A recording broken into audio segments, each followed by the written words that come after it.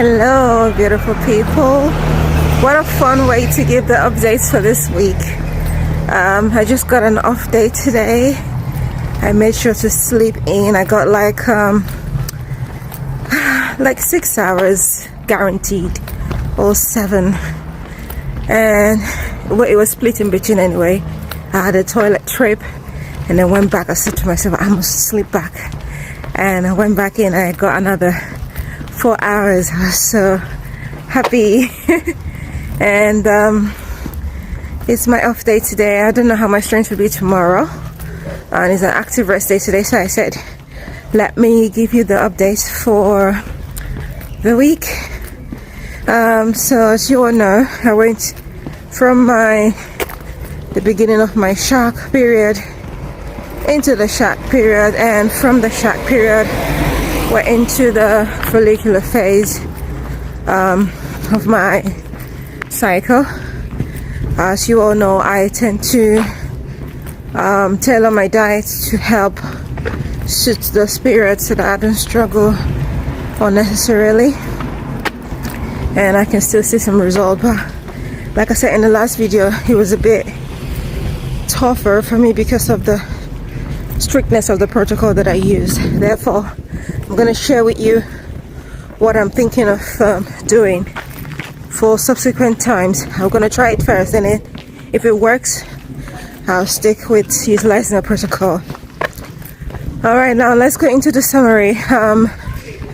Last week I checked in, I think, at 70 kilos. This week I actually checked in at 69.7. However, I think I misread the scale. I think I read the 0.7 at 70, so I recorded it at 70. That's why you're seeing 70 on the screen. So basically I lost like 30 grams plus or minus nothing, to be fair, but at least we didn't add on anymore. We kept things either the same or slightly less amounts. Are hurting. It's so hard to keep this up. Right, so on the average, my steps was 10,000. My fluid 4,000. My calorie, basically maintenance calorie this week, 2,005, and bringing me to a macro distribution of 13.6% carbs. Protein was 30.5, and fat was 55.9%. So low carb for this week is not bad. I'm glad that I'm doing this alone, learning my lessons and making adjustments where I should make them, because I feel like if I don't have a coach. The last time I had a coach, it was too much of pressure and too much of me feeling like such a sore disappointment. But doing this by myself helps me to give myself grace, and I can understand. I own my body. I understand my body. I know what I do to have some effects. So yeah, I think this week I had challenge doing weight training as well. There was a day I picked up my bag to go to the gym, and I was so weak because I've been getting so minimal amounts of sleep, and I couldn't sit down. I couldn't stand up anymore, so I sat down. So gym was off for me for that week. So still, I still got my weight training in 5 times. Still got my zone 3 cardio in 3 times, and I had low intensity steady state cardio done for 5 times of this week, which is still good. Anyhow, yeah, I'm so happy for that. I'm gonna show you my before and after. It basically doesn't look any different, but I believe that the next coming weeks is gonna be much better.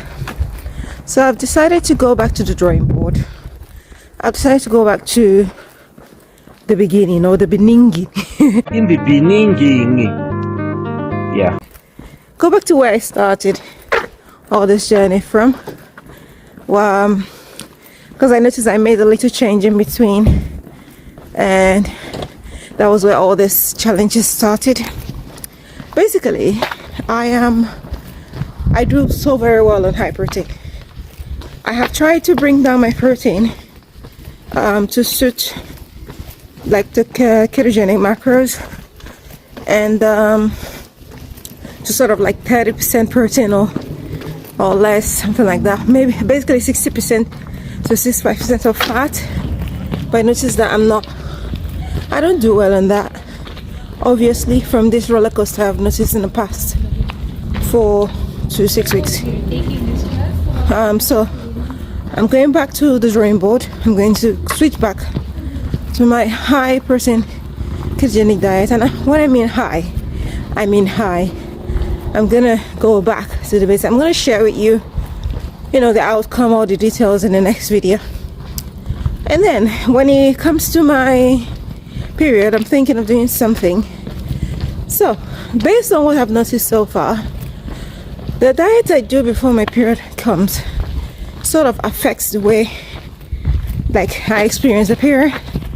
So what I'm going to be doing this time around is the week before my period, or the days leading up to my period, I'm going to have the normal ketogenic macros. My protein is going to be 0.8 gram per pound of my goal body weight, and my fat is going to be 1 gram per pound.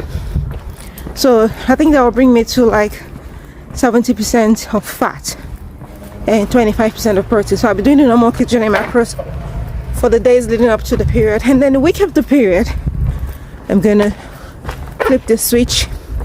I'm gonna increase the protein to I think 1.2 gram per pound and reduce the fat to 0.5 gram per pound. So this is an experiment I'm going to conduct. So for now, for the coming week, it's only my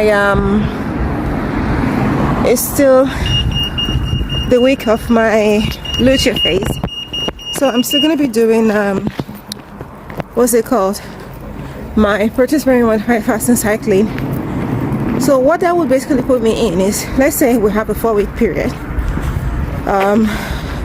What that will bring me to is I'm gonna have 2 weeks where I practice alternate day PSMF, and then 1 week pre-shark week where I practice normal keto macros, and the shark week where I practice low fat ketogenic diet. So that's how it's going to be in the near future, so that we can be dialed in and have much more better results. On the general outlook, my physics are getting better. I am 6 weeks out, but I'm looking at it like I'm 5 weeks out, because I want to be ready before the peak week. I don't want the peak week to be among the week that I'm still trying to lose some last bit of fat. I want to achieve my goals before. So I really need this. I really need to get it. So as always, I'll show you my before and after at the end of this video. And thank you for supporting me in this journey. I'm gonna continue my walk, and I'll see you in the next video. Bye.